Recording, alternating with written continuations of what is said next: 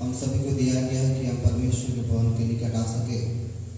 और ये परमेश्वर की बड़ी दया है, बड़ी अनुग्रह है कि हम परमेश्वर के उस जीवित कलाम को सुनने जा रहे हैं, सीखने जा रहे हैं, समझने जा रहे हैं। आप सभी को प्रभु यीशु मसीह के मधुर और सामर्थी नाम में जय मसीह की। जय मसीह, जय मसीह। ठंडा लग रहा है आपको तो?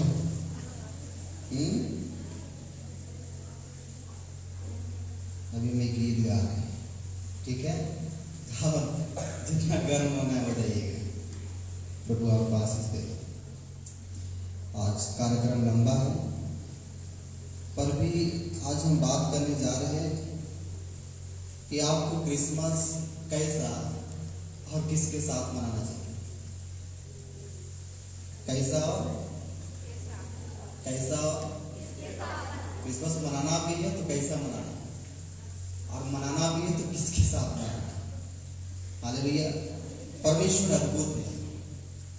परमेश्वर का पवित्र शास्त्र हमें सिखाता है कि हम कैसे बैठना है, कैसे उठना है, कैसे खाना खाना है, कैसे चलना है, कैसे संबोधित करना है, कैसे हाथ मिलाना है। बड़े छोटे सब चीज बातों को पवित्र शास्त्र में लिखा गया है। और इसको जब मैं पढ़ता हूं तो ऐसा लगता है कि पूरा ज्ञान विश्व भर में दुनिया के बनने से पहले, सृष्टि के आरंभ से पहले, इस सारी घटनाओं को इस बाइबल में हम पाते हैं। और ये हमारे जीवन को, ये क्या है मालूम है? आप जैसा जैसा जैसा जैसा बाइबल को पढ़ते रहिएगा ना, उतना आप साफ हो जाइए। और नहीं पढ़िएगा ना तो गंदा है ना, और भी गंदा हो जाएगा। हालेलुया। जितना पवित्र शास्त्र पढ़ेंगे, जितना बाइबल पढ़ेंगे, जितना बाइबल अध्ययन करेंगे, हमारे अंदर से वो तमाम बुराइयां, तमाम चीज जो परमेश्वर जड़ से उखाड़ करने का ताकत रखता है, वो उखाड़ सकता है। पर इसको पढ़ना पड़ेगा। क्या करना पड़ेगा? अब बोलिए पास्टर जी आप आइए मेरे सर के ऊपर हाथ रख दीजिए तो बड़ा काम हो जाएगा। मेरे सर के ऊपर हाथ रखने से बड़ा काम नहीं होगा, इसको पढ़ने से बड़ा काम। हालेलुया। आप मेरे साथ प्रार्थना कीजिए पास्टर साहब, और आपके साथ मिलकर प्रार्थना करने के बाद कुछ हो जाए नहीं, आपको अकेले प्रभु यीशु मसीह के साथ समय बिताना पड़ेगा और प्रार्थना करना पड़ेगा। हालेलुया। हमारा ज्यादा रोल नहीं है, ज्यादा रोल आपका है कि हम जितना इसको अध्ययन करें, जितना इसको पढ़े, उतना हमें क्या हासिल होता है। और जितना हम इसे पढ़ते हैं, जितना इससे पढ़ते हैं, वो अंदर से सब चीज परमेश्वर साफ करने लगता है। तब हमको बात करने आता है, बैठने आता है, खाना खाने आता है। उसके बाद हमको सारे एक्टिविटी जो हम प्रतिदिन रोजाना करते हैं, डेली करते हैं, वो सब चीज को एकदम सीधा आपके जीवन को सीधा कर देता है। हालेलुया। उसके बाद इतना प्रेमी बना देता है। मैं कोई टेबलेट का, कोई सिरप का बात नहीं कर रहा, मैं परमेश्वर के जीवित वचनों का बात कर रहा हूं। हालेलुया। अद्भुत।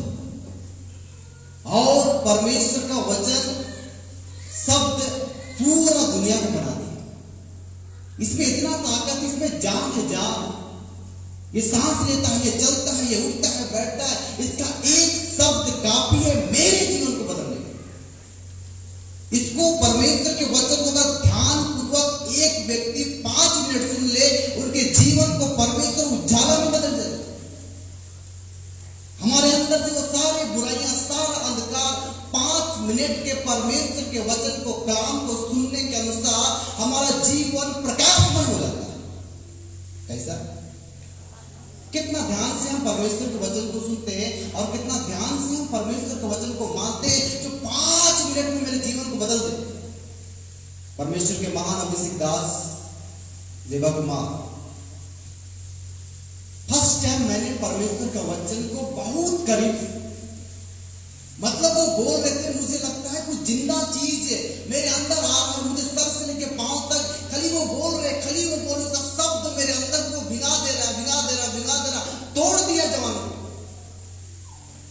और जब मैं उसके वचनों को 1 घंटा सुना, मुझे ऐसा लगा 10 मिनट मैंने सुना। वो 10 मिनट का समय मेरे लिए, आत्मिक जीवन के लिए एक अद्भुत परमेश्वर ने बनाया। हालेलुया। और वो 10 मिनट का संदेश मेरे लिए था, पर उसने कहा 1 घंटा। कितना? 1 घंटा उसने वचन प्रचार किया, पर वो 1 घंटा का प्रचार का पूरा निचोड़ मेरे तक 10 मिनट में पहुंचा। 10 मिनट में 10 मिनट का संदेश तो मैंने ग्रहण किया और इस 10 मिनट का संदेश ने मेरे जीवन को बदल दिया। हालेलुया। सोना चांदी हीरा जवाहरात ज्ञान बुद्धि टैलेंट परमेश्वर के वचन को सुनने से ही मैं 5 मिनट का बात कर रहा हूं। मैं 10 मिनट सुना, उसने 1 घंटा बोला, मैंने 10 मिनट सुना। आप में से कितने जन मैं 1 घंटा प्रचार करूंगा तो आप कितना दिन देर तक समय दे सकते? पूरा बात आप समझ ही नहीं पाइए, पर जो बात आत्मा के अनुसार परमेश्वर मुझ में से हर एक जन से बात करना चाहता है उसको तो लेने की कोशिश कीजिए और ये आपके जीवन को अद्भुत बदल देगा। मात्र आपको नहीं बदलेगा, आपके पूरे घराना को बदलने का ताकत रखता है। सही गलत? वो जिंदा है और उसने जब प्रचार किया, प्रभु के महान अभिषेक दास उसके मुंह से निकला हर एक वचन इधर इधर आ रहा। मुझे वो काट रहा था, छाट रहा था, काट रहा था, छाट रहा था और मेरा शुद्धिकरण हो रहा था। परमेश्वर का वचन आपका मेरा शुद्धिकरण कर देता है। वो अपने लहू से धो देता है, धो देता है, धो देता है। उस पर इतना ताजा लगेगा, इतना ताजा लगेगा, इसीलिए कहा तुम एकदम ऐसा बछड़े हो जाओगे जो अभी जन्म लिया और बछड़ा जन्म लेने के बाद तुरंत ही कूद फांद करने लग जाता है। आपके अंदर एक ऐसी एनर्जी, ऐसी सामर्थ, ऐसी अग्नि आ जाएगी मात्र परमेश्वर के वचन को सुनने का अनुसार, और कुछ नहीं है। कितना सुनते हैं आप इसमें, कितना पढ़ते हैं आप इसमें, कितना मन लगाते हैं इसमें, कितना प्यार करते हैं परमेश्वर के पवित्र शास्त्र। एक दिन वचन ना पढ़िए ना, आप खत्म हो जाइएगा। आप रास्ता बनाते हैं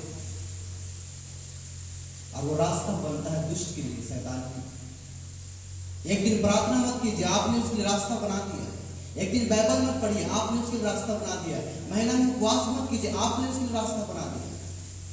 और उससे वो क्या कर रहा है कि कभी ना कभी हम पैर रखेंगे, आराम से हम चढ़ जाएंगे उसके जीवन में और उसके जीवन में ऐसा अंधकार कर देंगे जो आपकी सोच समझ से पड़े।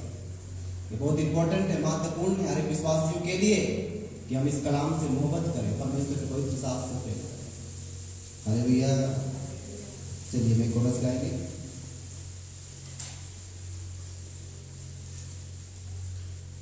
जो रोज बाइबल पढ़ते एक बार हम उठाएंगे।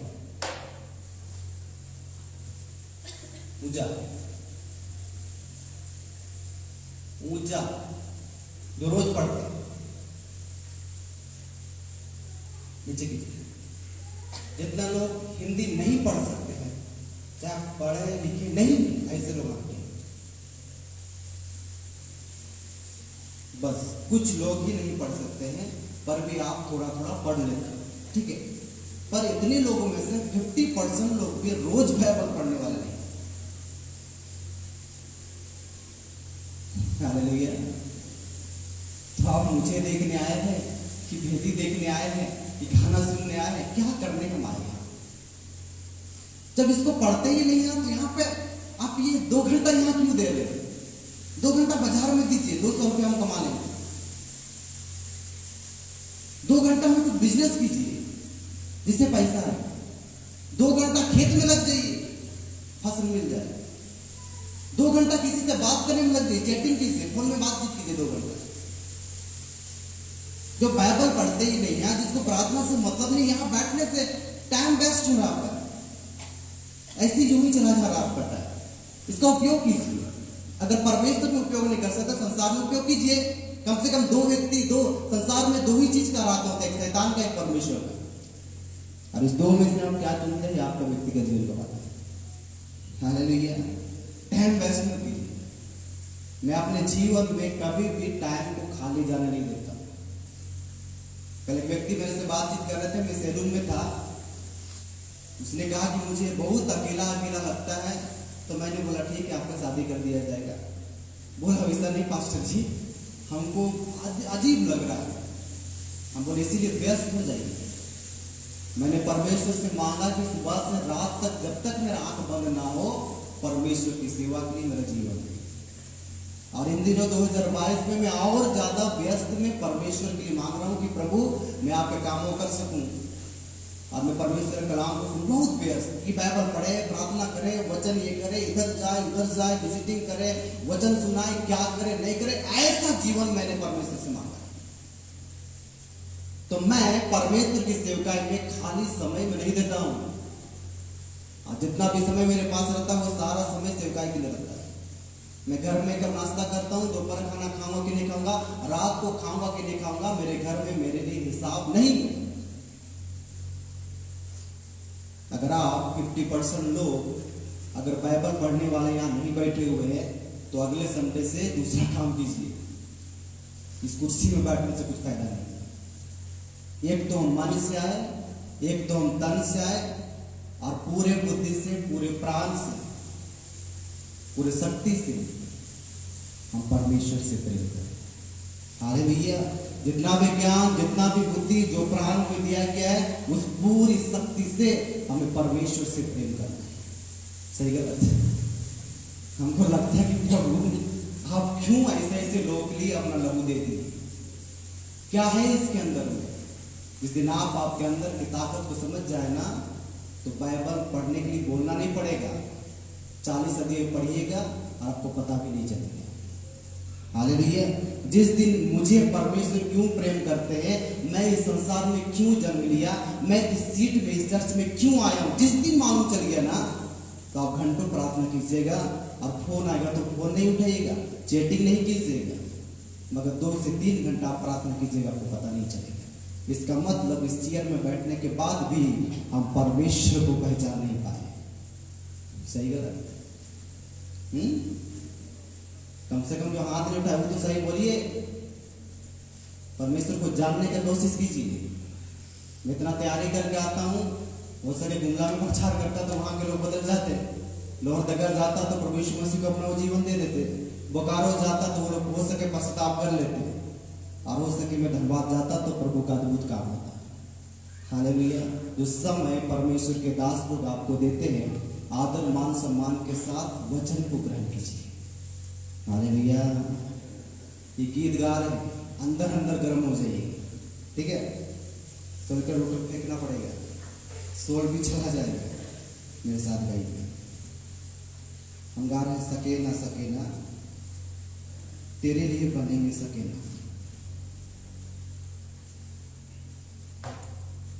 हम तेरे लिए, हम आपके लिए पवित्र बनेंगे, हम आपके लिए निष्कलंक बनेंगे, हम आपके लिए जिएंगे प्रभु, और आपके लिए मरेंगे। हालेलुया। मेरे पीछे बोलिए, मैं आपके लिए पवित्र बनूंगा, मैं आपके लिए निष्कलंक बनूंगा, मैं आपके लिए जीऊंगा, मैं आपके लिए मर जाऊंगा। हालेलुया। ये सब करें। एक बार खड़े हो जाए, अगर गर्मी चाहिए तो खड़े हो जाए। मैं तो यहाँ पे खड़ा होता हूँ तो गर्म हो जाता हूँ, इधर का गर्मी उधर जाएगा। अगर मन से गीत गाइए, अद्भुत परमेश्वर। आज की सभा में मेरा परमेश्वर मुझसे बातचीत कीजिए, ऐसा सब लोग बोलिए मेरे साथ, मेरे परमेश्वर मुझसे बात कीजिए। मेरे परमेश्वर, मेरे सृष्टिकर्ता, मेरा उद्धारकर्ता, मेरा पवित्र परमेश्वर, मेरा शांति का राजकुमार, मुझसे बातचीत कीजिए, मुझसे बातचीत कीजिए, मुझसे बातचीत कीजिए। ठीक है, सब लोग आइए। जो जानते हैं गाइएगा, जो नहीं जानते हैं वो ताली बजाइएगा, तो जोर जोर से ताली बजाएंगे, भक्ति में डूब जाएंगे। प्रभु का आत्मा ऐसे आराधक को ढूंढता है जो आत्मा से भी अंदर में पूरा सच्चाई के साथ परमेश्वर का आराधना करे। सकेना सकेना सकेना तेरे लिए बनेंगे सकेना, बोलिए सकेना सकेना सकेना तेरे लिए बनेंगे सकेना, सकेना सकेना सकेना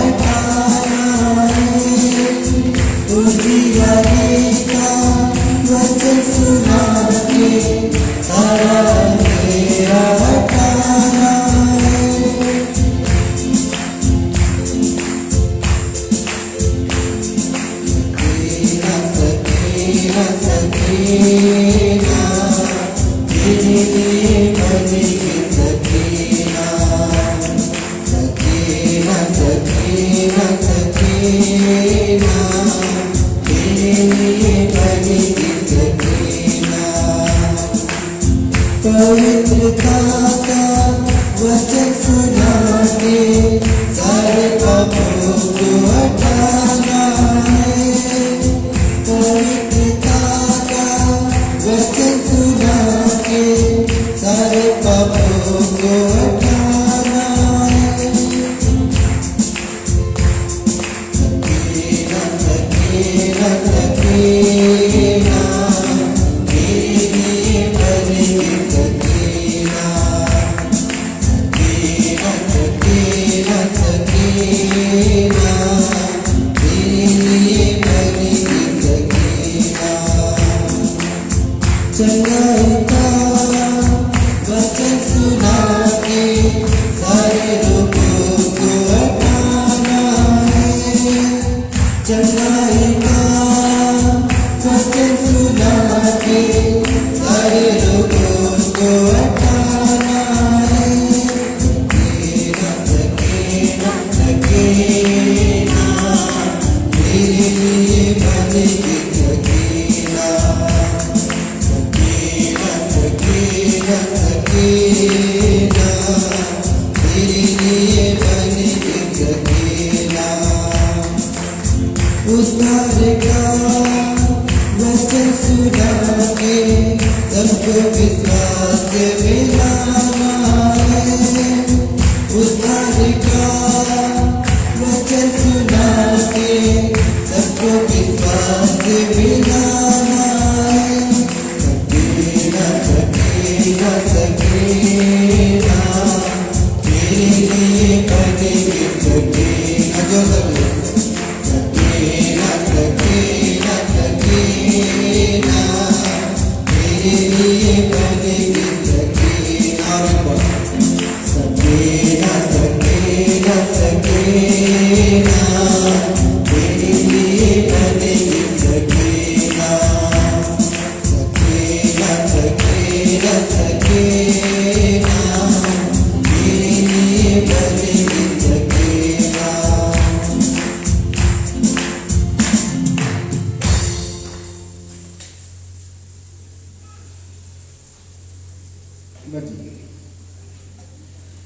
गलतियां नहीं होगी ऐसा बाइबल नहीं कहती, मगर गलतियां को सुधारने के लिए बाइबल कहती है। नहीं गिरेंगे ऐसा नहीं, पर गिर के उठने के बारे में बाइबल हमें सिखाती है।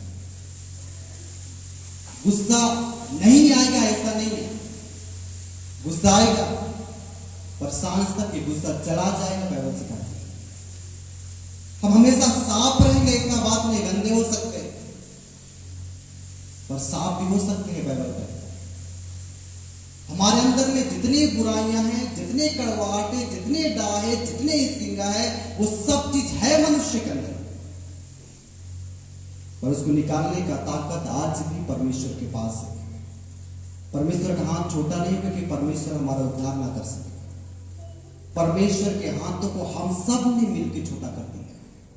वो हमारे परिवार तक, हमारे रिश्तेदार तक, हमारे कुटुंब तक, आपके खुद के पति तक, आपके खुद के पत्नी तक, आपके खुद के भाई के तक, आपके खुद की बहन के तक वो हाथ पहुंच नहीं पाते, क्योंकि हम परमेश्वर के सकेना बना नहीं चाहते। सकेना का मतलब हम परमेश्वर की पवित्रता में रहना नहीं चाहते। अपने जीवन को हम जितना अंधकार कर सके, अंधकार का मतलब क्या होता है मालूम? विश्वासी जन, अगर आप एक दिन बाइबल ना पढ़िएगा पूरा अंधकार है।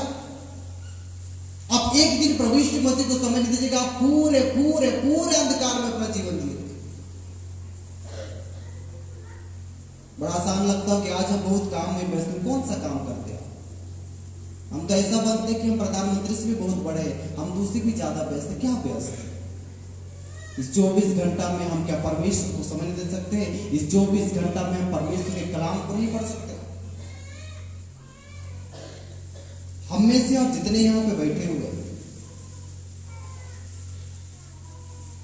मैं बोल देता आप मेरे लोग हैं, आप मैं अपने आप से प्रेम करता हूं, इसलिए आप स्वर्ग में चले जाएंगे, ऐसा बाइबल नहीं कहता है। स्वर्ग जाना है तो आपको मेरे लिए प्रार्थना करना होगा और मुझे आपके लिए प्रार्थना करना होगा। हालेलुया। एक पास्टर बिना विश्वासी का स्वर्ग नहीं जा सकते और एक विश्वासी बिना पास्टर का स्वर्ग नहीं जा सकते। कोई भी अकेला तैयारी करना ही नहीं है बाइबल में। प्रभु यीशु मसीह ने अपनी सेवकाई में कभी भी किसी को अकेला करके नहीं भेजा। प्रभु ने हमेशा दो करके जोड़ी करके परमेश्वर ने भेजा, और जोड़ी करते करते झुंड बनाते ग्रुप बना के ऐसा कलीसिया का विस्तार इस संसार में होता है। और एक ऐसी कलीसिया में हम बैठे जहां पे परमेश्वर की आत्मा आपको हमेशा तैयारी के बारे में शिक्षा प्रदान करती है। आज्ञाकारिता में बहुत बार फेल हो जाते हैं। एक बार परमेश्वर के दास की जबान से जो निकल गया उसको पत्थर का लकीर समझ के उस काम को करना चाहिए। आज मैं यहाँ पे खड़ा हूं ना, आप तो आराम से सोते होंगे ना। हम लोग का पास्टर थाली बजा के 4 बजे 3 बजे उठाता है। हालेलुया। 4 बजे 3 बजे एकदम आपको उठना है। रात भर 12 बजे तक भी अगर सेवकाई करें, 1 भी बज गया तो भी थाली का आवाज से उठना ही पड़ेगा। ऐसा स्ट्रिक्ट हमें शिक्षा दिया गया। प्रभु के दास लोग जहां पे बैठे वहां पे बैठने का अधिकार भी हमें नहीं था उस समय। आप आराम से परमेश्वर के दास के बगल में बैठ सकते हैं ना, और हम लोग खड़ा होके 14 बार बोलने के बाद भी हम उसके स्थान पर नहीं बैठ सकते। हालेलुया। उसके बाद इतना आदर कि जब उसके सामने खड़े रहते थे परमेश्वर के दासों के पास, तो हमारा हाथ ऐसा रहता था, जी पास्टर जी, जी पास्टर जी, जी पास्टर जी, और सर हमारा नीचे रहता था। वो लोग हमसे इतना प्रेम करते थे, इतना प्रेम करते थे, वैसे विश्वासी को गले लगा के वो लोग प्रार्थना करते थे। हमारी सेवकाई देख के, हमारी दीनता देख के, हमारा नम्रता देख के ऐसे शिक्षा हमें दिया गया। आज भी परमेश्वर के महान दासों के सामने में खड़ा रहता हूं, और जब तक वो ना बोलते तब तक नहीं बैठता। जब तक वो बोलना शुरू करे उसके बीच में टोका टोकी में नहीं करता हूं, एकदम सुनता हूं विस्तार से उनके बातों को, उसके बाद में कुछ कहना चाहता हूं। और मैं आज भी सुनने के लिए मुझे मेरे कान आज भी लड़ाई करते हैं कि परमेश्वर के महान दास लोग कुछ बोले मैं उसका सुनूं। एक बार मुझे कुछ काम बोल दे जिस काम को मैं कर दूं और दिल से। इसलिए हमने परमेश्वर की सेवकाई को बहुत छोटी उम्र में पाया, और छोटी उम्र में पाके परमेश्वर ने बहुत शिक्षा मुझे प्रदान किया, और बड़े छोटे सबसे परमेश्वर मुझे रखा कि मैं शिक्षा को हासिल करूं। और शिक्षा को हासिल करने के बाद आज मैं स्कूल पीठ में खड़ा। आज भी वो दीनता, नम्रता, अधीनता, आज्ञाकारिता एक बार भी नहीं किया। एक बार परमेश्वर के महान दास लोग कुछ भी मुझे बोलते ये करना है, मैं जमीन आसमान एक करके नहीं करता। एक बार बोलते कि आपको मेरे पास पहुंचना, एकदम मैं पहुंच जाता हूं, चाहे प्लेन से जाना पड़े, ट्रेन से जाना पड़े, कितना धन खर्चा करना पड़े, मैं उसके सामने खड़ा हो जाता हूं। जाने के समय वो सर में हाथ रखते हैं, मेरी दुआ करते हैं। इस दुआ का नतीजा मैं यहां पे खड़ा हूं। विश्व भर में जो बन रही है क्रिसमस, ये क्रिसमस खाली कपड़ा खरीदने वाला क्रिसमस बन चुका है। घरों को, चर्च को सजाने वाला क्रिसमस बन चुका है। हालेलुया। पकवान पकाने वाला क्रिसमस बन चुका है, और लोग को बैठा के बिरयानी खिलाने वाला क्रिसमस बन चुका है। पर बाइबल इससे क्या कहती है? बाइबल इतना अद्भुत है, इतना अद्भुत है, इतना विचित्र चीज हमें दिया गया है। कहां से ये चीज आई, कैसे मेरे हाथों तक पहुंचा? मुझे कभी कभी ऐसा लगता है प्रभु ऐसा चीज मेरे पास कहां से आ गया जो मेरे हर एक कदम का हिसाब रखता है और कहता है कि देख बेटा, जो तू दाहिनी ओर जा रहा है सही है, पर देखना बाईं ओर तेरा गड्ढा है। तुम्हें इस समय, इस परिस्थिति में, इस मंथ, इस दिन, उस तारीख को तुम्हें क्या करना है, ये सारे चीज का गाइड पवित्र शास्त्र करती है। इसलिए अपने जीवन काल में प्रार्थना से भी बढ़ के परमेश्वर के वचन को ज्यादा अपने जीवन में आने जाने का रास्ता मैंने दे दिया, और इससे परमेश्वर मुझसे और तमाम विश्व के लोगों से आज भी भविष्यवक्ताओं के द्वारा पवित्र शास्त्र बातें करती। ये जिंदा ये सांस लेता, अगर बहुत ध्यान से बाइबल पढ़िएगा ना तो ऐसा लगेगा ये बात कर रही, सांस ले रहा, सांस का आवाज सुनाई देता है पवित्र शास्त्र से। जब अपने रूम में जब परमेश्वर के पवित्र शास्त्र को पढ़िएगा पढ़िएगा पढ़िएगा, ऐसा लगे कोई चल रहा है इस रूम में, कोई बैठ गया है मेरे रूम में। मैं कहीं से आया, एक दिन अपने रूम में चला गया, मैं जैसे बैठा तो मुझे ऐसा लगा कि कुछ तो है इस बेड में और दो लोग यहां पे है। मुझे ऐसा लगा, मुझे अजीब घबराहट हुई, क्या चीज है ये। मैं बैठा, फिर कोई बैठ गया, मैंने बोला देखना पड़ेगा।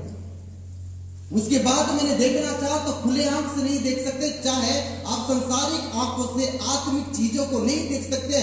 मैंने सोचा कि मैं थोड़ा आत्मा में इस चीजों को देखूं कि मेरे रूम में ये क्या भ्रमण किया जा रहा है। जब मैंने आंखें बंद किया और आत्मा में देखना चाहा तो मैं जितना खड़ा हूं उतना बड़ा उसका पंख था और दो स्वर्गदूत मेरे साथ। हालेलुया। जितना मैं खड़ा हूं इतना बड़ा विशाल उसका पंख, विशाल उसका डैना, और मैं घबराने लगा, डरने लगा कि यकीन क्या है। मैंने देखा तो मैं कितना सुकून महसूस किया, वो अपने दोनों पंखों से मुझे ढक सकते।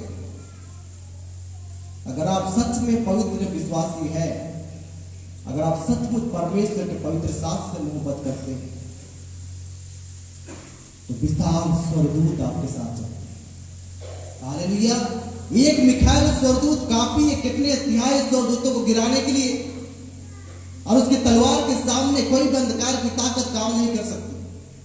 जब भक्ति के साथ, आराधना के साथ, स्तुति के साथ अपने चलते फिरते डेली के जीवन में, रोजाना की दिनचर्या में अगर आपने परमेश्वर से रिश्ता रखा है, विशाल स्वर्गदूत आपके साथ चलते हैं मेरे, और आपको हानि होने नहीं देंगे। कभी कभी मैं गाड़ी चलाता हूं तो मैं चलाते चलाते, जब मैं अकेला रहता हूँ और गाड़ी में, तो मैं चलाते चलाते चलते जाता हूँ, मुझे रास्ता अपने आप मिलते जाता है। मैं जब जब गाड़ी चलाता हूँ मेरा ध्यान ही उधर रहता है स्वर्ग की ओर, और मैं कुछ ना कुछ वचन को अंदर तैयारी करते रहता हूँ। प्रभु ने जो मुझे गिफ्ट दिया है कि परमेश्वर के सुख संदेश के कलामों का प्रचार करे, तो अंदर अंदर अंदर अंदर वचन को मैं प्रचार और सीखते रहता हूँ। मैं चलते जाता हूँ, चलते जाता हूँ, मुझे लगता है कब मैं यहाँ पे पहुंच गया। कोई है जो तुम्हारा गाड़ी चलाता है, कोई है जो तुम्हें चलाना चाहता है। हालेलुया।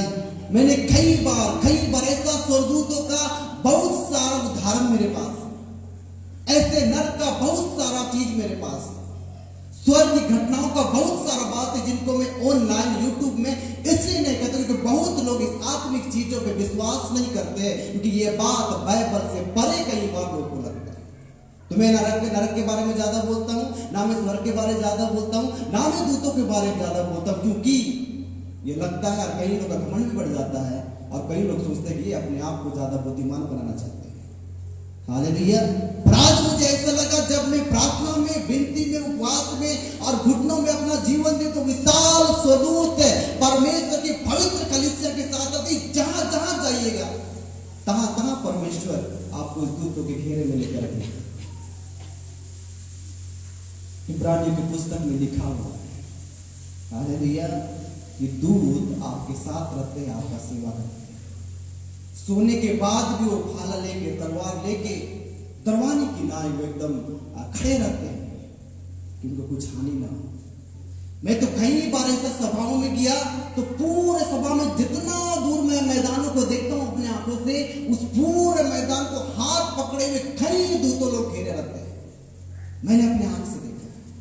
जब आराधना स्तुति होता है, जब बहुत भक्ति से, बहुत एकता से, दीनता से, नम्रता से, पवित्रता के साथ जब यहाँ पे कोई आराधना करते, मैंने मीटिंग में कई बार देखा कि पूरा स्टेज में स्वर्गदूत भरे हुए और हमारे साथ वो मिलके आराधना करते, स्तुति करते। कई बार उन्हें स्वर्ग से जब वो लोग सुनते हैं ना, स्वर्ग में परमेश्वर स्वर्ग से धड़ धड़ सब स्वर्गदूतों को भेज देते हैं। वहां तो तुम आराधना करते हो, धरती में भी जाओ, वहां पे आराधना हो रहा है और वहां पे सब स्वर्गदूत मिलते हैं, झूमते हैं, नाचते हैं। ऐसा मिल के कलीसिया में स्वर्गदूत आपके साथ अगल बगल रहते हैं।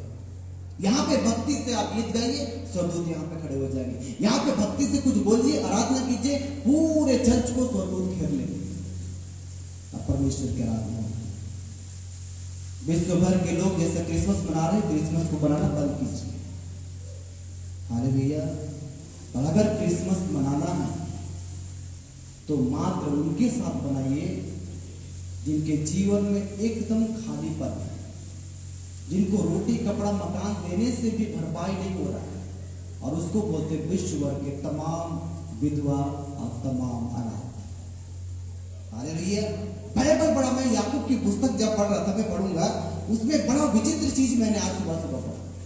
और याकूब की पत्री में विधवा और अनाथों के बारे में इतना अच्छा दृष्टांत, इतना अच्छा उदाहरण बनाया गया। हो सके आपने पढ़ा है कि नहीं पढ़ा आज तक, पर याकूब की पुस्तक पुराने नियम से ही, पर मैंने जब नए नियम की पुस्तक याकूब की पुस्तक पढ़ा तो मैंने देखा कि विधवा और अनाथ का दर्जा बहुत ऊंचा है, बहुत ऊंचा दर्जा परमेश्वर ने विधवा और अनाथों को दिया है। और उसके साथ बहुत सारा वाचा है, बहुत सारा बात है परमेश्वर। हम थोड़ा सा पढ़ेंगे। पहला तो मैं आपको सावधान कर रहा हूं, ठीक है? निर्गमन की पुस्तक अध्याय 22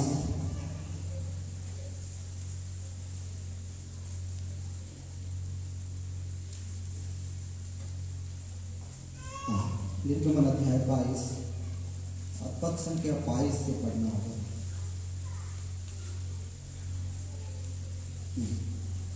निर्गमन की पुस्तक अध्याय 22 पद संख्या 22 से 22-23-24। किसी विधवा या अनाथ बालक को दुख न देना। यदि तुम ऐसों को किसी प्रकार का दुख दो और वे मेरी दुहाई दे, तो मैं निश्चय उनकी दुहाई सुनूंगा। तब मेरा क्रोध भड़केगा और मैं तुमको तलवार से मरवाऊंगा, और तुम्हारी पत्नियां विधवा और तुम्हारे बालक अनाथ हो जाएंगे। बस सबसे पहले सावधान। पवित्र शास्त्र जो कहता है, पवित्र शास्त्र ऐसे ही करता है। और यहाँ पे परमेश्वर का वचन लिखा हुआ है, किसी विधवा या किसी अनाथ बालक को दुख मत देना। क्या लिखा है? किसी भी विधवा, किसी भी अनाथ। खाली आपके चर्च की विधवा और चर्च के अनाथ के बारे में बाइबल नहीं लिखा है। विश्व भर के, चाहे वो मसीह को जानते हैं चाहे नहीं जानते हैं, बाइबल कहता है किसी भी अनाथ, किसी विधवा को आप दुख नहीं दे सकते। उसका दुख, अनाथ और विधवाओं का दुख वही जानते हैं जिसके मम्मी पापा नहीं है, चाहे जिसका पति नहीं है, वो दुख को जानते हैं। और यहाँ पे पवित्र शास्त्र साफ साफ कहता है, यदि तुम ऐसे को किसी प्रकार का दुख दो और वो मेरी दुहाई दे, तो मैं निश्चय उसकी दुहाई सुनूंगा। तब मेरा क्रोध भड़केगा और मैं तुमको तलवार से मारूंगा, और तुम्हारी पत्नियां विधवा और तुम्हारे बालक अनाथ हो जाए। इसका सजा बहुत अलग है। इसका सजा का मतलब होता है फील करना, महसूस करना। अगर हम एक विधवा और अनाथों को दुख देते हैं, पीड़ा देते हैं, सताते हैं, तो ये बात याद रखिए कि आपके साथ परमेश्वर रिटर्न नहीं करते। और जो एक विधवा और जो एक अनाथ इस दुख को महसूस करते, उस महसूसता में परमेश्वर आपको लेके खड़ा करेगा। उसके बाद आप समझिए कि परमेश्वर का प्रकोप क्या होता है, परमेश्वर का भड़का हुआ क्रोध क्या होता है। मेरे जीवन काल में मुझे कम लोग वचन सुनाए, कम लोग वचन सिखाए। मैं बहुत चीज अपने से सीखा, अपने से ज्ञान हासिल करने के लिए परमेश्वर के साथ संगति किया। बहुत कम लोग का यूट्यूब में प्रचार सुनता हूं, बहुत कम लोगों से मैं शिक्षा प्राप्त किया। पर मैं आपको बताना चाहता हूं, मैंने कभी भी अनाथ और विधवाओं के साथ खिलवाड़ नहीं किया। हालेलुया। जितना हो सके उसको प्रेम देना है, जितना हो सके उसका आदर करना है, जितना हो सके उसको प्रेम देना है, और उसको महसूस ही नहीं होने देना है कि तुम्हारा पति नहीं है, तुम्हारे माता पिता नहीं है। मैं पिछले बार भी इस बातों को बताया। पिछले कोरोना में मेरे दोस्त का मम्मी पापा दोनों चला गए। जब पापा को मट्टी दिया जा रहा था तो हम लोग भी गए थे। 10 लोग का अंदर था एंट्री, हम लोगों ने बक्सा उक्सा पकड़ा, फिर उसको गड्ढे में डाला। मेरा दोस्त का हृदय अजीब, सब लोग चले जाने के बाद बार बार वो कब्र की ओर जा रहा था, बार बार कब्र की ओर जाके फिर से वो कहने जा रहा था। हम बोले चलो, सब कोई चला जा रहा, हम लोग जाना चाहिए। बार बार वो कब्र की तरफ चला गया। उसका दिमाग, उसका मन, उसका सोच अलग हो चुका था उस समय। मैं दूसरा ही दिन उसके घर गया। मैंने बोला इसका भरपाई कोई नहीं कर सकता। तेरे शादी करने के बाद, तुम्हारी पत्नी आने के बाद भी तुम्हारे मम्मी पापा का जगह नहीं ले सकते। ये खाओ, कभी जल्द भरेगा नहीं। अगर जिसने अपने प्रियजनों खोया है, इस घाव को कोई भी संसार का दवाई भर नहीं सकता है। मैंने इससे परमेश्वर का वचन सुनाया, परमेश्वर का वचन सुनाया, और वचन सुना सुना के बोला यीशु है। और यीशु ने कहा कि मैं तुम्हें अनाथ नहीं छोड़ूंगा, मैं संसार के अंत तक सदैव मैं तुम्हारे साथ रहूंगा, मैं मृत्यु तक मैं तुम्हारी अगुवाई करने को तैयार हूं। मैं अगुवाई करूंगा। जब तू मर जाएगा ना बेटा, मर जाएगी ना बेटी, मैं अगुवाई करूंगा। जब 4 लोग बक्से को कांधे लेके जाएंगे, मैं आगे खड़ा रहूंगा। यीशु ने कहा मैं आगे खड़ा रहूंगा। उस घाव को भरने का एक ही चीज है, जिसका नाम है प्रभु यीशु मसीह। किसी भी अनाथ और विधवाओं को दुख ना देना। ऐसा ना हो कि वो दुआएं दे और दुआएं देने के बाद मैं खड़ा हो जाऊं और मेरा क्रोध भड़कना लगे और मैं तलवार से, ऐसा ना हो कि तुम्हें काट दूं कि तुम्हारे बच्चे अनाथ और तुम्हारी पत्नियां विधवा हो जाए। तुमने अनाथ और विधवाओं को मारा नहीं है, पर तुमने उसे रुलाया। हालेलुया। बाइबल में मारने के बारे में तो कहा नहीं जा रहा है, पर बाइबल ने कहा कि दुख ही मत देना।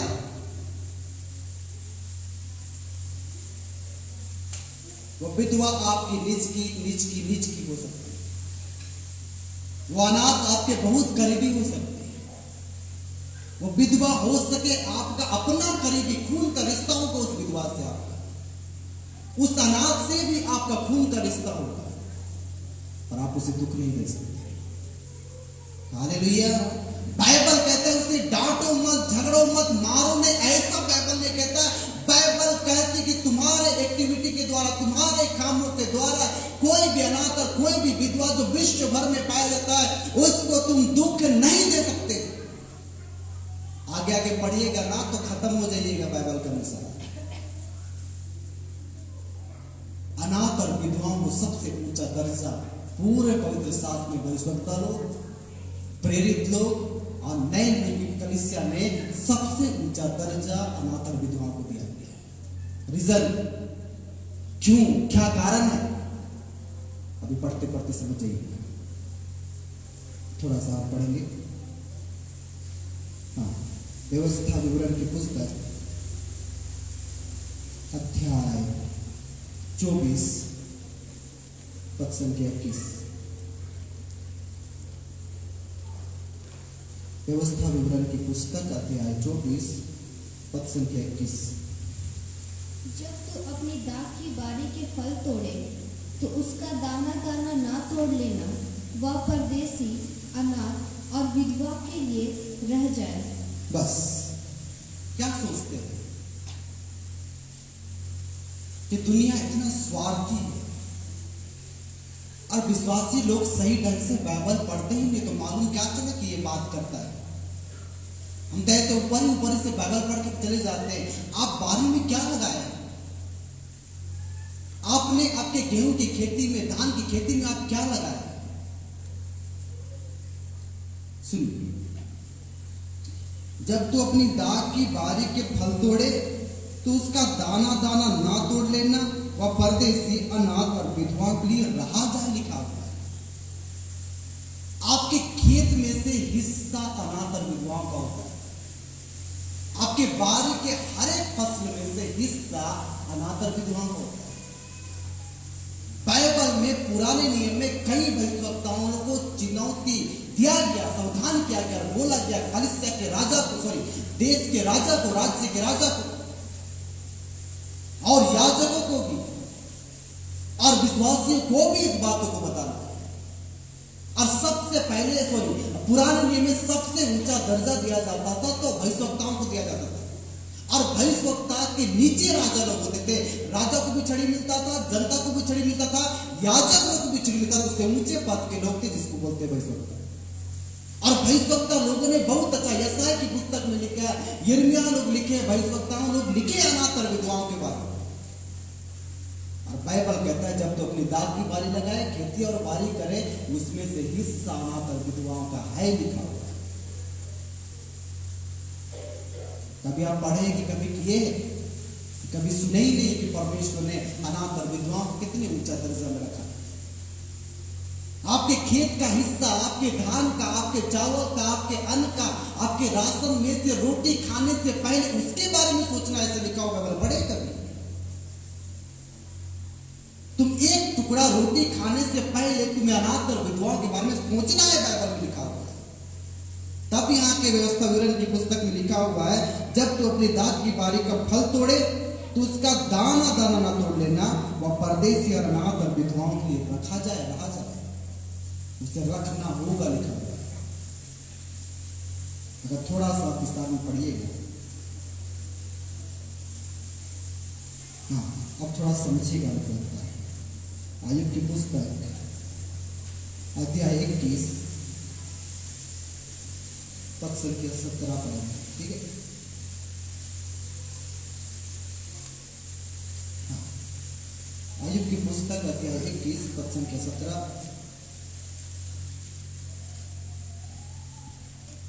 कितनी बार दुष्टों का दीपक बुझता है, या आयुब 31 31 उसका 17 है। या मैंने अपना टुकड़ा अकेले खाया हो और उसमें से अनाथ ना खाने पाए हो। बस, या मैंने अपना टुकड़ा अकेले खाया हो और उसमें से अनाथ ना खाए, उसमें से अनाथ ना खाने पाए। यह रोज दिन का लिखा हुआ है विश्वासियों।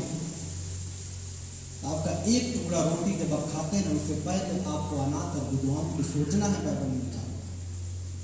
कितना आनंद करते हैं लोग। जब मैं सिलीगुड़ी गया, दार्जिलिंग गया,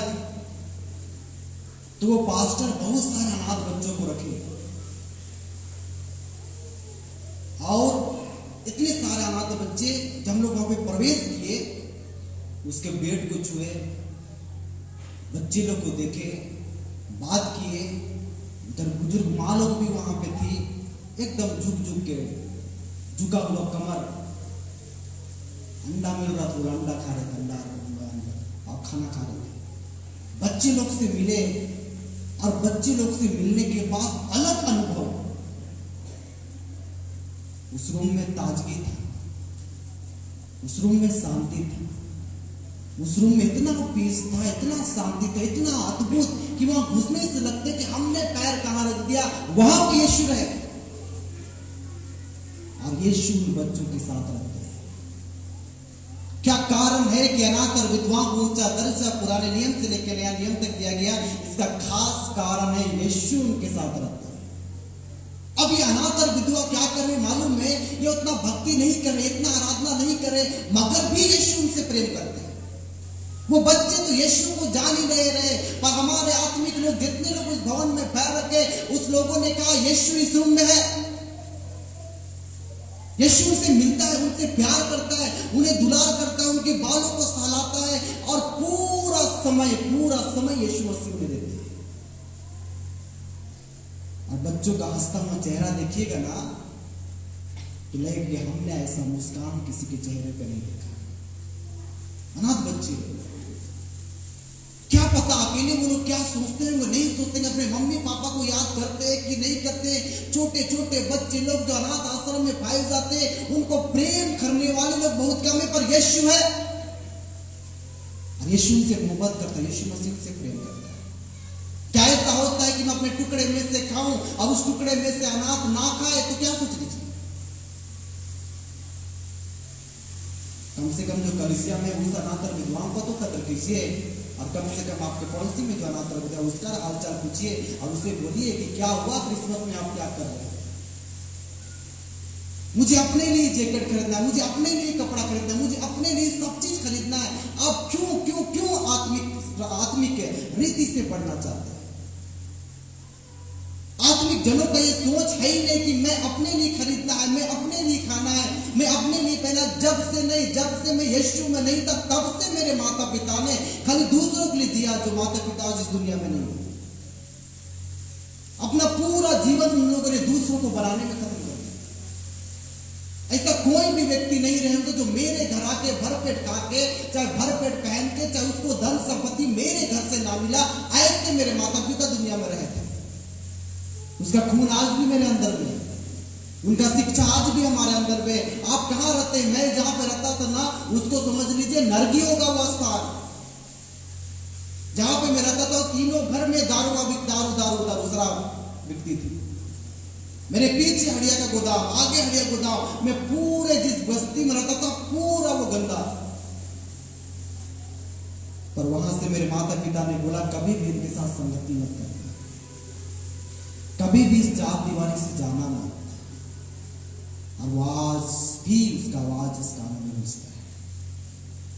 ना मैं चल गया ना मेरी बहन लोग चले गए, हम पांचों भाई बहन ने बिगड़े ही नहीं।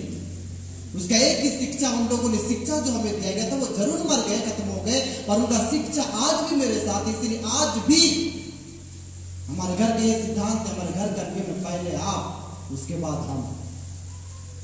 अपने रोटी में से खिलाना, अपने कपड़े में से पहनाना, अपने घरों में रखना, ये बाइबल से मैंने बाद में सीखा था, मेरे माता पिता ने सिखाया था।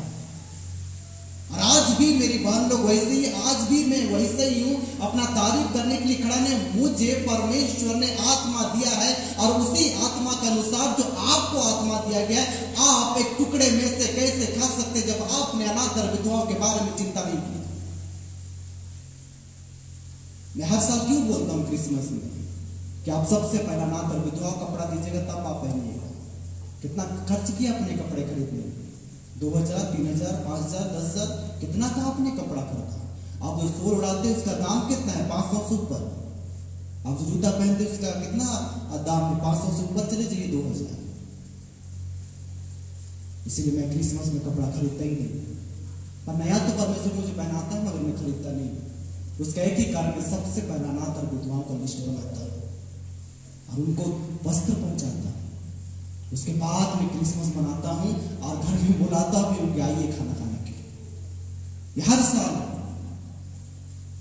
मेरी दीदी यहां पे बैठी हुई है, कितना वर्ष बाद पता चला कि वो हमेशा सालों साल वो कंबल बांटती, क्यों? किसी को बिना बताए सालों साल। अभी मेरी भगनी बढ़ रही है, वो पूरा कई साल तक उन लोगों ने पैसा जमा किया, उसका चुक्का फोड़ा किया कि गरीबों तक कंबल पहुंचाया जाए। ये नियम, ये कानून, ये सिद्धांत, ये शिक्षा अपने बच्चों को छोटपन से दीजिए। हमारे बच्चे क्या सीखते हैं? आपके माता पिता से बच्चे क्या सीखते हैं कि इसके लिए कपड़ा लेना है, उसके लिए कपड़ा लेना है, चिकन लाना है, पुलाव लाना है, पकवान बनाना है। खाली देखता है, घर का बच्चा लोग देखता है खाली ये अपने के लिए कर रहा। पर मेरे माँ बाप लोग इस दुनिया में नहीं है, उन लोगों ने अपने से कम दूसरों के बारे में सोचा। और उस चीज को मैंने देखा। मैंने तो बाइबल बाद में देखा, बाइबल तो बहुत बाद में देखा, पर मैं देखता था कि मेरे मम्मी पापा लोग खाली दूसरों के लिए जीना चाहते, दूसरों के लिए करना। आज भी मेरे बहनों के साथ, अभी मेरी भगनी बढ़ रही है, उसके साथ भी इतना दिमाग, जितना पैसा कोई 100 रुपये 50 रुपये वो सब चुक्का में दिया। चुक्का में जाने के बाद टूटा वो चुक्का, और वो चुक्का टूटने के बाद अपने लिए वस्त्र नहीं खरीदना है, उन गरीबों तक वस्त्र पहुंचाना है जिसके लिए परमेश्वर ने हमें चुना है। हालेलुया। ये क्रिसमस और सबोदेश की पुस्तक में लिखा हुआ है, भलाई करना और आनंद करना, इससे और भी कुछ बात दुनिया में शेष है ही नहीं। 2 ही चीज है इस दुनिया में, एक तो भलाई करना और दूसरा आनंद करना। जब आप भलाई कीजिएगा तब आपके अंदर में आनंद आएगा। अद्भुत। मैं ऐसा प्रचारक नहीं हूं कि जो बोलता हूं वो करता हूं, मैं करता हूं इसलिए बोलता हूं। जो भी वचन में प्रचार करता हूं अपने में लागू करता हूं, फिर आपको लागू करने के लिए बोलता हूं। बंद कर दीजिए अपने लिए नए वस्त्र खरीदना, बंद कर दीजिए। और एक बार इस ठंड के आप कितना अच्छा ना कपड़ा पहन के आए, एक बार स्टेशन रोड घूम के आइए, बस स्टैंड घूम के आइए। जब मैं दिल्ली से लौट रहा था, मैं देखा लोग वहां सोने के लिए जगह में पूरा जितना जो रोड है उसका बीच में जो जहाँ पे लाइट लगा रहता है बीच खंबा में, वहां पे लोग ऐसी सोते हैं। हालेलुया। आज ठंड में भी पूरा रांची घूम लीजिए, कितने बच्चे लोग जो अपने माता पिता को घर से निकाल दी वो आज भी रोड में सोते हैं। कितने अनाथ बच्चे लोग जिनका माता पिता दुनिया आज भी वो रोड में चुन रहे हैं, खा रहे हैं, पहनने के लिए। जो क्रिसमस मत बने, जो संसारिक लोग क्रिसमस बनाते सिर्फ अपने लिए वस्त्र खरीदना, इसलिए बंद किया मैंने अपने लिए वस्त्र खरीदना। और मैंने सोचा सबसे पहले उनकी तरफ वस्त्र सोचा। मैं हर साल लिस्ट बनाता हूँ अनादर विधवाओं का, और हर साल उन्हें गिफ्ट देता हूँ, खाने के लिए भी घर में बुलाता हूँ कि उनके साथ, क्योंकि परमेश्वर ने कहा है शुद्धि लेने। हालेलुया। आयुब ने बहुत अंदर, आयुब जो ऐसा व्यक्ति है ना, आयुब की पुस्तक को ज्ञानी लोग ने, विद्वान लोग ने, बुद्धिजीवी आयुब की पुस्तक को उत्पत्ति की पुस्तक का स्थान में रखने के लिए बोल दिया गया। आयुब की पुस्तक में इतना गुण ज्ञान है, इतना गुण ज्ञान है, जिसको बोला गया सृष्टि के बारे में जो उत्पत्ति नहीं बता पाया उसको आयुब ने बताया। और आयुब ने उस समय लिखा जब उसका पूरा शरीर घाव से भरा हुआ था, वो राख में सोया रहता था, ओढ़ भी नहीं सकता था, उसका वस्त्र चिपक जाता था उसके घाव में, उसकी पत्नी, उसके बच्चे, उनके दोस्त छोड़ दिए थे। उसने पूरा दुनिया को बनने से पहले उस चीजों को याद ली थी। और उसी आयुब ने बोला कि मैं उस रोटी के टुकड़े के कैसे खा सकूं जो मेरी थाली में से अनाथ और विधवाओं का हिस्सा नहीं है। जब तुम अपने खेती बाड़ी करो उसमें से हिस्सा अनाथ और विधवाओं का होना चाहिए, बाइबल कहता है। कितना आराम से ना विधवा लोगों को बोल देते हैं, कितना आराम से अनाथों को बोल देते हैं। बाइबल कहता है दुगुना दे देना, ऐसा ना हो कि कुछ हो जाए। इसलिए मैं आज भी डरता हूं, अगर मैं बोल दूं तो हो जाएगा। हुआ है मैंने आज तक जितना कहा, खत्म हो गया ऐसे परिवार, खत्म हो गया ऐसे रिश्ता जिसको मैं बताऊंगा नहीं, पर ऐसे परिवार आज बने ही नहीं, क्योंकि आपने अनाथ और विधवाओं को दुख दिया। हालेलुया। बहुत बड़ा दंड। इस वक्त यशायाह ने कुछ कहा है। यशायाह की पुस्तक अध्याय 1 पद संख्या 16-17।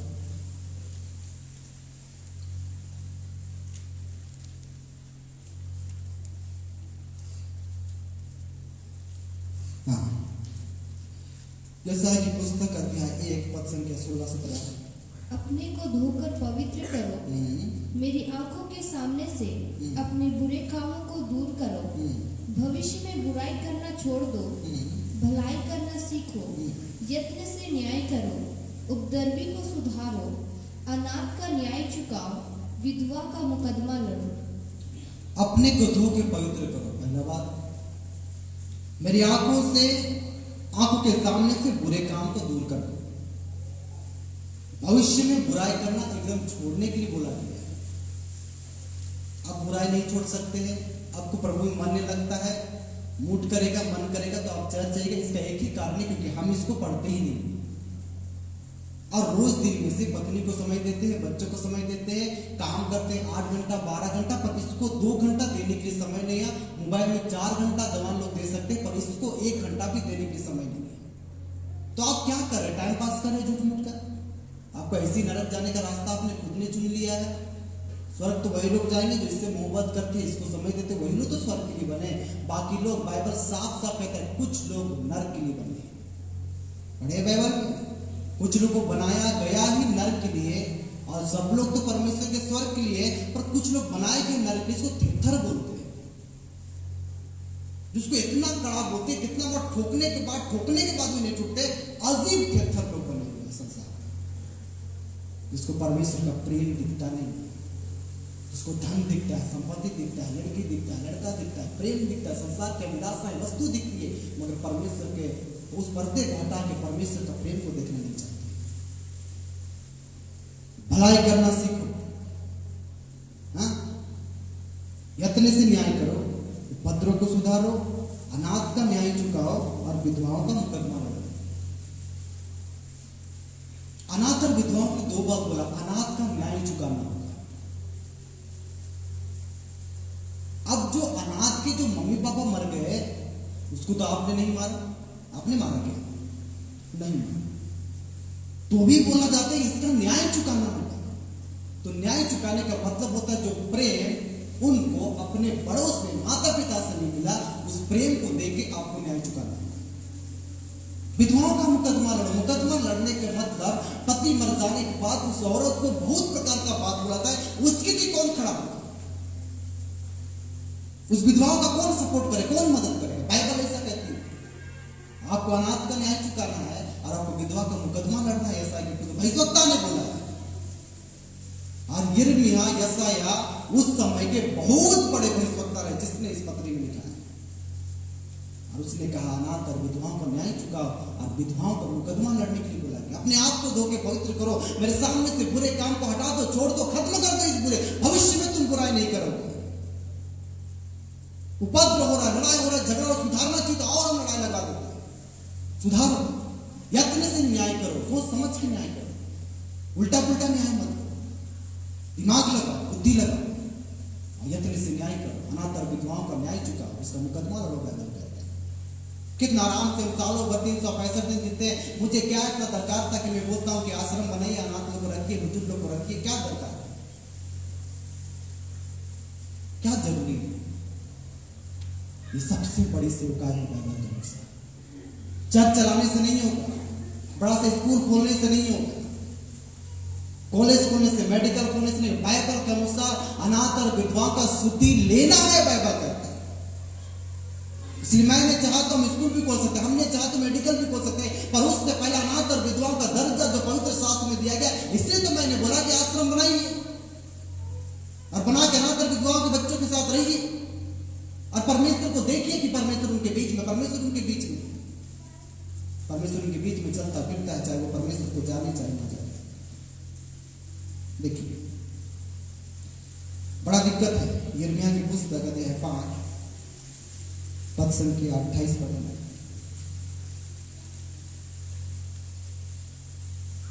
और एक वचन पढ़ के समाप्त करते हैं। हमारे पास टाइम नहीं है, हमारे पास 15 मिनट है। वे मोटे, यिर्मयाह की पुस्तक अध्याय 5 28 पढ़िए। वे मोटे और चिकने हो गए हैं, बुरे कामों में वे सीमा को पार कर गए हैं। वे न्याय, विशेष करके अनाथों का न्याय नहीं चुकाते, इससे उनका काम सफल नहीं होता। वे कंगालों का हक भी नहीं दिलाते। इसलिए यहोवा की यह वाणी है, क्या मैं इन बातों का दंड ना दूं? क्या मैं ऐसी जाति से पलटा ना लूं? बस वे मोटे और चिकने हो गए हैं, बुरे कामों में वे सीमा को पार कर गए, वे न्याय विशेष करके अनाथों का न्याय नहीं चुकाते, इससे उनका काम सफल नहीं होता। कंगालों का हक भी मार देते हैं। इसलिए यहोवा की वाणी है, क्या मैं इन बातों का दंड ना दूं? क्या मैं ऐसी जाति से पलटा ना? विशेष करके दिमाग मोटा हो गया, चिकना भी हो गया, कुछ समझ ही नहीं आता हम कर रहे हैं नहीं कर रहे, क्या कर रहे नहीं कर रहे, कुछ बुझाता नहीं। इस पर्व को लोग घर को सजाने के लिए, आपको मालूम है मेरे तो बीपी लोगों को इस बार हो गया, कुछ खाने का मन नहीं किया, मैंने बोला पार्सल कर लो, वहां पे बैठ कर नहीं खाएंगे, दिमाग खराब हो गया जब मैं ये सामान सब खरीदने गया। इतना दाम, हालेलुया, धाम सबके बीपी बढ़, खाया भी नहीं, बोले कि घर में जाए खाना। वो आदमी का चेहरा देखने का मन नहीं कर रहा जिसने इस चीज का दाम बताया। न गुस्सा, कुछ है ये नहीं, आपको दाम बता देंगे तो आपका भी हफ्ता ब्लड प्रेशर आ जाए। इतना दाम पर भी लोग घर को सजाते हैं। 50,000 का भी सामान खरीदिए तो कम पड़ जाएगा यहाँ पर सजाने के दाम, जाके सुन लीजिए। फिर घर को सजाने के बाद चरनी लेना है, ये लेना है, वो लेना है, ट्री लेना है, ट्री को सजाने का छोटा छोटा बॉक्स का कितना दाम। कपड़ा खरीदना है, जिस जैकेट को आप पहनते हैं उसका दाम ही 1000 से ऊपर शुरू होता है। और स्वेटर जब खरीदेगा 700 से 800 से ऊपर आपको स्वेटर मिलेगा। कपड़ा खरीदिएगा 500 से नीचे कोई अच्छा कपड़ा नहीं मिलेगा, उससे ऊपर जाके कपड़ा लेना पड़ेगा। जूता 500 में मिलता नहीं अच्छा। इतना लोग अपने 5 परिवार के लिए, 4 परिवार के लिए, 10 परिवार के लिए पूरे साल भर का कमाई लगा देते कि हम नए वस्त्र पहन के परमेश्वर के भवन में प्रवेश करें। इससे परमेश्वर को प्रसन्नता नहीं, इससे आपको खुशी मिलता होगा कि मैं नए कपड़े पहन के आ रहा हूं। अब ऐसा मत कीजिए कि पुराना कपड़ा पहन के मत आइएगा, इधर वो भी शोभा नहीं देता है परमेश्वर के मंदिर में।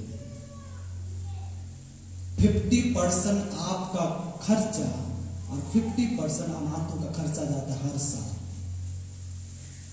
हालेलुया। घर में 4 लोग हैं तो 4 कपड़ा खरीदने के बाद गार्जियन को 4 कपड़ा अनाथ और विधवाओं तक पहुंचाना चाहिए। तब खरीदिए अगर आपको ताकत है तो, अब नहीं तो आप अपने लिए भी खरीदना नहीं चाहिए। मैं कहीं को अपना कपड़ा उतार के दे दिया, जिसको अच्छा लगा दे दिया, मुझे देना सीखा है। मैं हर साल नवंबर के समय में अपना पूरा कपड़ा, एक भी शर्ट मेरे पास रहता नहीं, पूरा कपड़ा मैं बांट देता हूँ। नवंबर का महीना में मेरे जन्मदिन आने से पहले और जन्मदिन 3 तारीख को इतना वस्त्र होता है जिसमें साल भर पहन सकता हूँ बिना खरीदे। हालेलुया। हर साल का नवंबर मंथ सब चीज मैं बांट देता हूँ। अभी जैकेट देखिए तो जैकेट हम पहन ही नहीं पाएंगे, इतना जैकेट मेरे पास है। शर्ट देखिए शर्ट को हम पहन ही नहीं पाएंगे, इतना कपड़ा मुझे इस साल दिया गया, इतना कपड़ा परमेश्वर ने मुझे दिया है। मैं सालों साल कपड़ा बांटते रहता हूँ। धन भी मैं बांटते रहता हूँ कि धन बांटूं कि मेरे पास रहे जरूरत के समय जब मुझे परमेश्वर से मांगना पड़े। तारीफ करने के लिए खड़ा नहीं हूं, जो करता हूं वही बोलता हूं, और आपको इसलिए बताता हूं कि आप परमेश्वर की धार्मिकता में चलिए। हालेलुया। वह मोटे और चिकने हो गए हैं, बुरे कामों में अपनी सीमा को पार कर दिए, बहुत बुरा काम। विशेष करके अनाथों का न्याय नहीं चुकाते, इससे उसका काम सफल नहीं होता। क्यों काम नहीं बन रहा आपका? घूस मांग रहा है कि क्या हो रहा है? पेपर आगे क्यों नहीं बढ़ रहा है? काम क्यों नहीं बन रहा है? कहां पे काम रुका हुआ है? जमीन का कहां पे रुका हुआ है? खेत का कहां पे रुका हुआ है? ऑफिस का कहां पे रुका हुआ है? स्कूल का कहां पे रुका हुआ है? दफ्तर का कहां पे रुका हुआ है? पत्नी का कहां पे रुका हुआ है? पति का क्यों मेरा काम रुका हुआ है? सफल नहीं हो पा रहा है क्योंकि विशेषकर आप विशेष चीज में ध्यान नहीं देते। हालेलुया।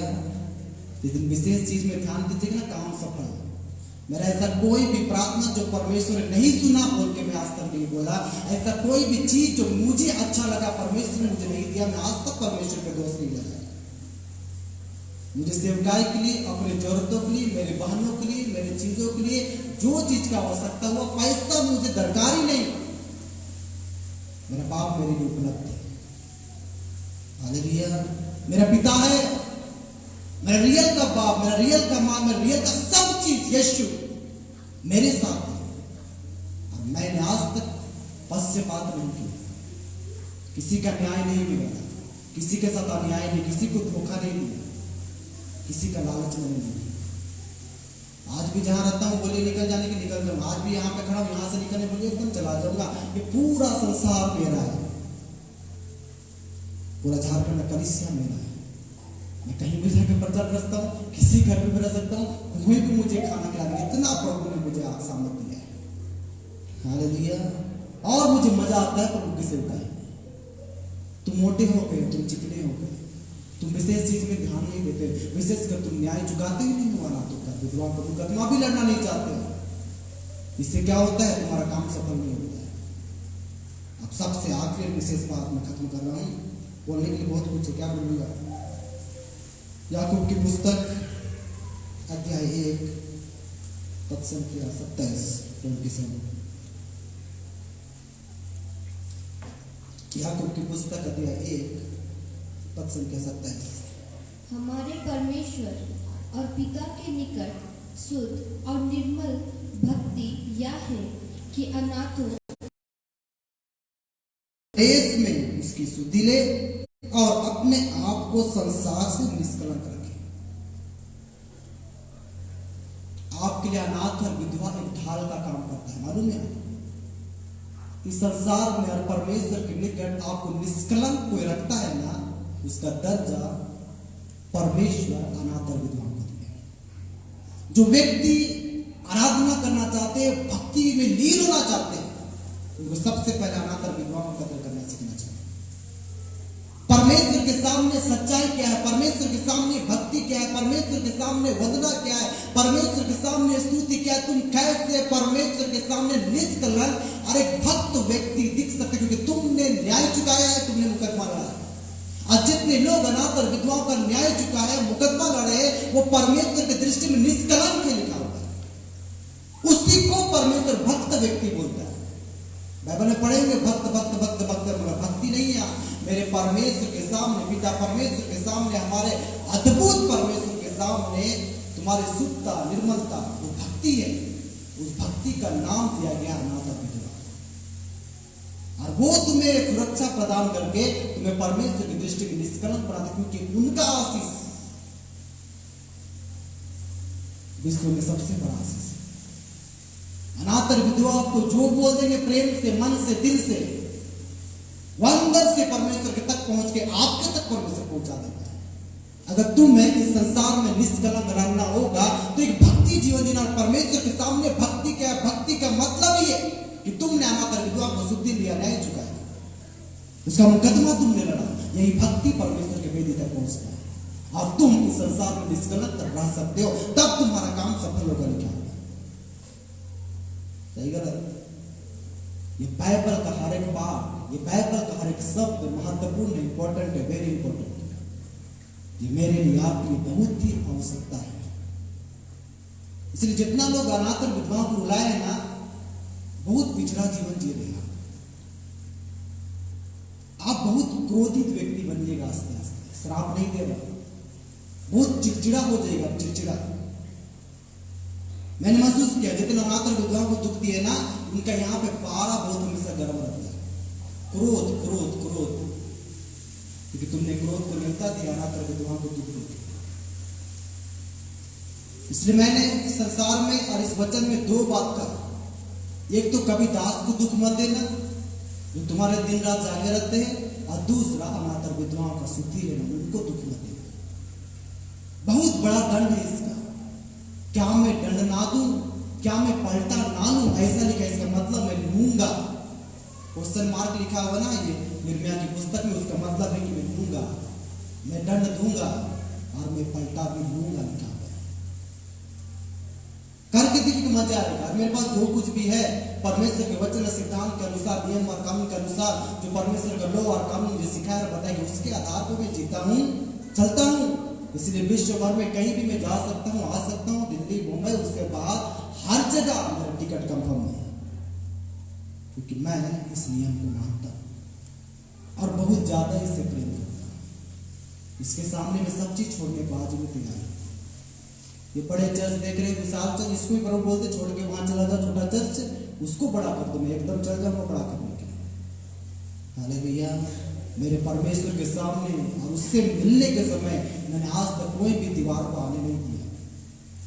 इस दीवार को उठाते उठाते मैं आज तक प्रभु के निकट हूँ और परमेश्वर से इतना प्रेम करता हूँ, मैं उनका आदर करता हूँ, मान करता हूँ। मैं उसके साथ भक्ति में जीवन लीन करना चाहता हूँ। आप जिए या मरिए यीशु के लिए। हालेलुया। खड़े अपने स्थान पर। अगर आपने ऐसा किया है तो आपको माफी मांगना होगा। श्रापित आप बन चुके हैं। मैं झूठ में आपको फंसाने के लिए नहीं कह रहा हूं और बोल दूंगा कि आपको आशीष लग जाए। आशीष कहां से लगेगी? आपने अनाथ और विधवा को समझे ही नहीं कुछ।